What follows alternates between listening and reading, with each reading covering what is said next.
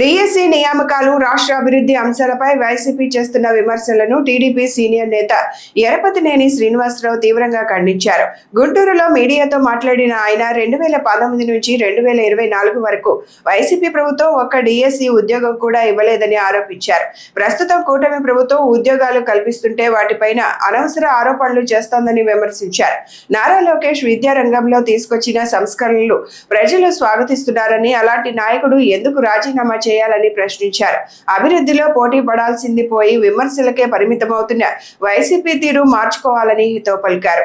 పరుష వ్యాఖ్యలు, వ్యక్తిగత విమర్శలు చేస్తే టీడీపీ చూస్తూ ఊరుకోదని హెచ్చరించిన ఎరపతినేని వైసీపీ హయాంలో జరిగిన గ్రూప్ 1 నియామకాల అవకతవకలను అసెంబ్లీలో ఆధారాలతో ప్రస్తావిస్తామని తెలిపారు. అది మరి అధికారంలో ఉన్నప్పుడు మీరు అసెంబ్లీలో 151 సీట్ల మీద తగ్గినప్పుడు మీరు విచ్చలవిడితనంగా పేటరేగారు కదా, విచ్చలవిడితనంగా మాట్లాడారు కదా.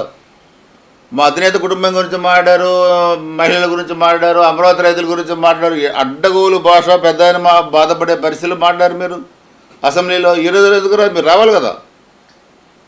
మేము అధికారంలో ఉంటే అసెంబ్లీకి వస్తాం, అధికారంలో లేకపోతే అసెంబ్లీకి రారా మీరు?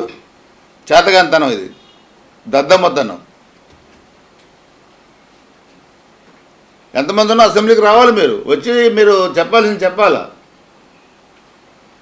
మీరు చెబితే మేము కూడా 1924 వచ్చి మీరేం చేశారో మేము కూడా చెబుతాం అసెంబ్లీలో, దానికి మీరు సమాధానం చెప్పండి.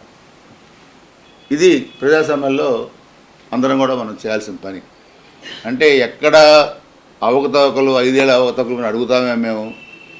అందుకని బలం లేదు కాబట్టి అసెంబ్లీలో మండలికి వెళ్తామంటారు.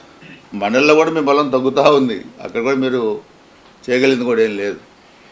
మీరు అది కూడా గుర్తుపెట్టుకోవాలి. అంటే ఒక సమస్య ఏదైనా ఉంటే నిర్దిష్టంగా మీరు మాట్లాడాలి. మీ దగ్గర ఏం లేవు కాబట్టి ప్రజల్లో అది నిలబట్టలేదు, మీరేం చెప్పలేకపోతున్నారు కాబట్టి మీరు అసెంబ్లీకి రారు.